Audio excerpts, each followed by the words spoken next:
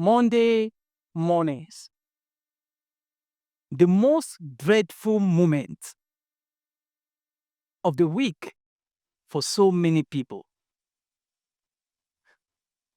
Let me ask you, why do some people love their work and others hate it?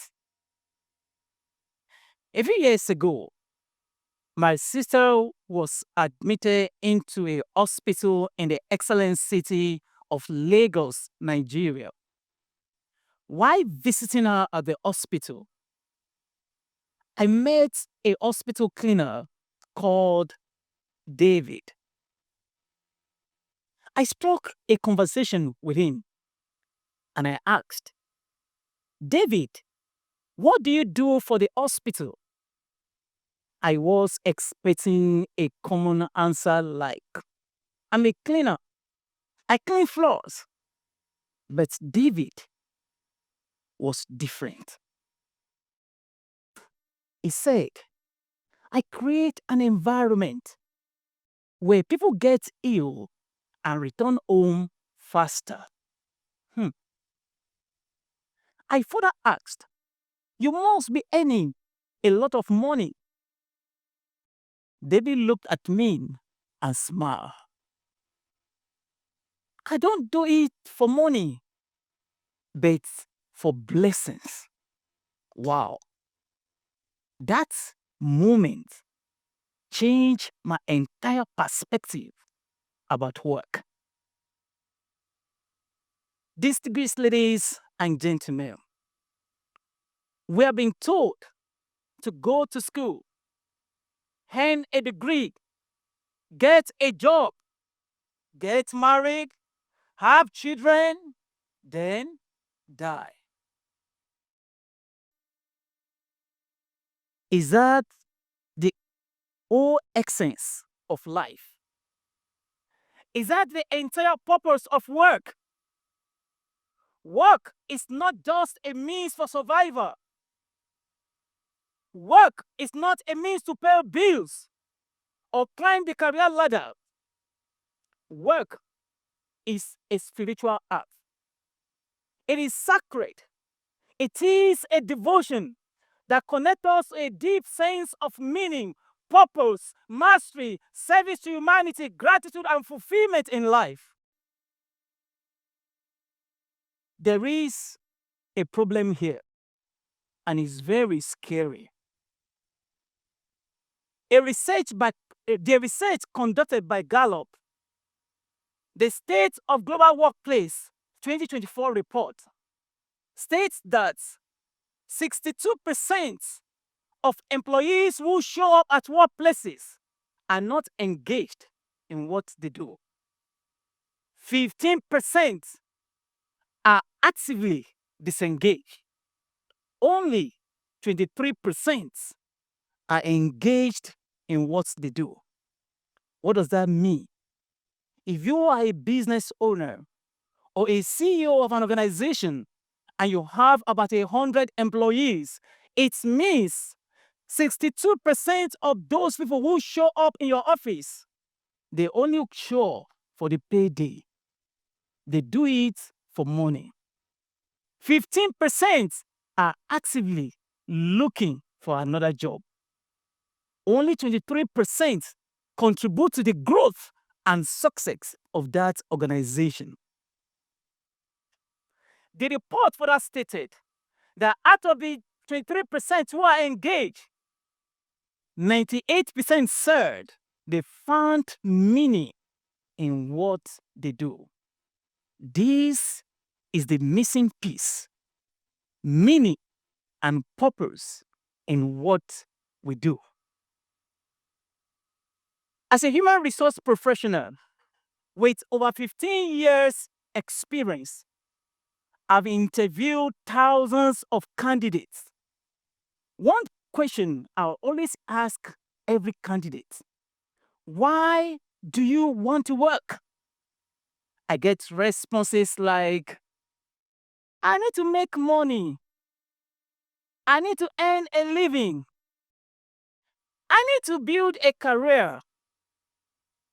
On rare occasions, I get responses like, I love to talk and help people solve problems.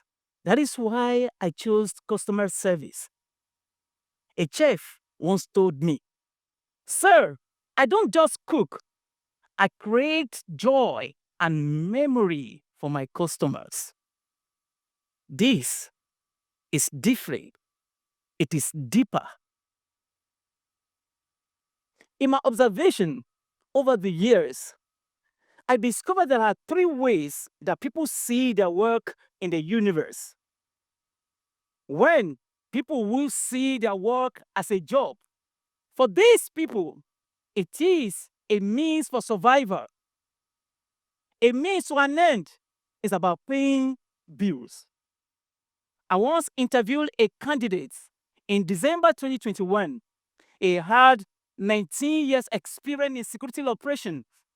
And I was curious to ask him, Mr. Dauda, how has 19 years of experience been in security operation? He replied, Oga, I just follow instruction to earn a living. I was shocked. You mean 19 years of your life just to follow instruction to earn a living? Ladies and gentlemen, this is the story of so many employees across our workplaces. The second category of people are those who see their work as a career. For this group of people, they are driven by certificates, awards, recognitions. They are constantly in chase of the next title, the next office, and the next organization. Mind you, there is nothing wrong in being in pursuit of getting to the peak of your career. But if career success is the only measure of a man's worth, then life becomes very shallow. Here is the thing. I've worked with several professionals and business owners, and I've discovered that the most extraordinary people in the world do not have a job or a career, they have a calling. When I talk about a calling, I'm not trying to be religious or mystical. I'm talking about finding a deep sense of meaning in what we do for humanity. People who see their work as a calling, they are different. They behave intentionally. They are purposeful in everything that they do. Now, there are 5 attributes of men and women who see their work as a calling in the universe. 1, they are purpose driven. They don't ask, how much do I get paid here? They ask, who am I becoming? They don't ask, what is the work all about? They ask, why does it matter to me? They do not take jobs because of how much they get paid. But does it align with their values as a human being? Imagine a school teacher who does not see her work as just a task, but a platform to shape the future of our children. The second attribute, they are mindful of whatever they do. Every smallest task is done with absolute carefulness and love. A midwife who does not see her work as just conducting a delivery in the labor room, but see herself as an anchor, a facilitator of a brand new life that will be a blessing to humanity. The third attribute, they are devoted to excellence. They aim for mastery in what they do.